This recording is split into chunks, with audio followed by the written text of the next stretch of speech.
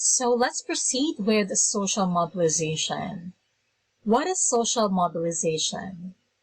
McKee defines social mobilization as the process of bringing together all visible and intersectoral and social allies to raise awareness of the demand for a particular development program, to assist in the delivery of resources and services, and to strengthen community participation for sustainability and self-reliance. In other words, SOCMOB is the act of rallying together as many social sectors like government leaders, civil society, and business sector to own and support a certain development program. Now, what are the goals of social mobilization? First, it is to increase people's awareness, knowledge, and ability to organize for self-reliance. Second, to help people to be motivated and to know about their rights and duties, and to begin to demand satisfaction of their needs. Third is to mobilize and modify people's ideas and beliefs. And lastly, to mobilize all available resources. Now, what are the characteristics of social mobilization? Here are the characteristics. Social mobilization is a self-sustained process. It is a multi-level approach that is both bottom-up and top-down. It is based on in-depth and comprehensive understanding of a country's social-cultural and political-economic context. So, social mobilization is also carefully planned and costed for feasibility so as to ensure that the demand created in the mobilizing process is met. It is intensified programming at selected pressure points. And lastly, it is a dynamic process requiring a fast-moving support response. Now, what are the elements of social mobilization? So, these elements are mentioned in the book Introduction to Development Communication, but let me just repeat them for you. So, here we have advocacy, information, education, and communication, or IEC, community organizing, capacity development, networking and alliance building, and monitoring and evaluation.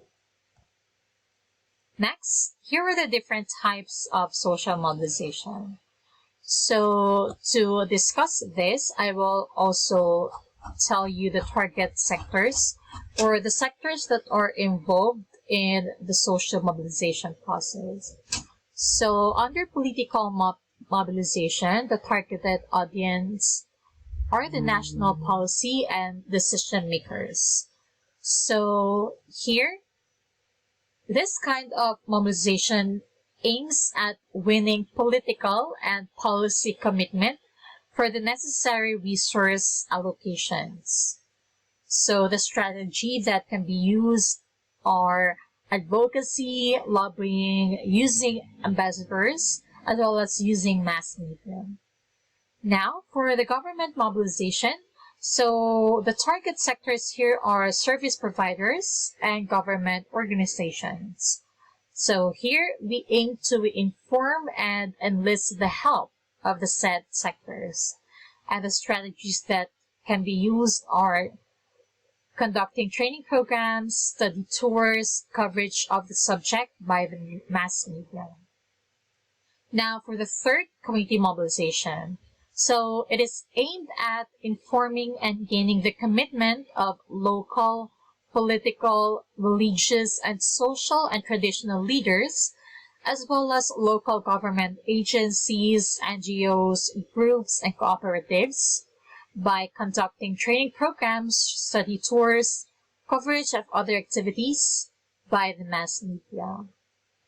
Now, next we also have here corporate mobilization, which is aimed at securing the support of the national and international companies and promoting goals through the contribution of resources or the carrying of messages. The strategies that can be used are using advertising and product labeling.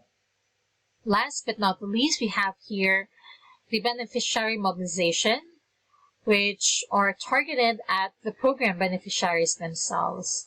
And of course, the goal is to inform them and motivate them by conducting training programs, establishment of groups, as well as having communication through the traditional and mass media. So, in summary, social mobilization is a demand creation approach which aims to bring about total community or national participation and ownership in a program. So as mentioned before, the key factors are, or the factors that we have to remember is it is a multi-sectoral work. So it does not only involve development workers, but it also involves different sectors of society. And most especially, we have here community participation, which is the most vital ingredient for delivering services to the poorest sector of the urban and the rural population. And of course, remember that in community participation, any innovation or intervention should have the community's own aspirations as its starting point. And now, before I end this discussion, so let's have a quick contrast between social marketing and social mobilization. So basically, social marketing is geared to the individual adopter. So the primary focus is the consumer or the target of the development message. So he or she makes a decision to buy into the program or not. On the other hand, social mobilization involves all levels of society. So here we have the community as a whole, and of course the other sectors of the society that we have mentioned before. And again, community is mobilized around a particular program or innovation and eventually comes to incorporate its offerings into felt needs and expectations. So before I end my report, let me end this with a question. So now that we learned about social marketing and social mobilization, how can we utilize this in our development work? So thank you so much for listening to this report, and let me know your thoughts about this by commenting in the thread. Thank you so much, and see you in the next report.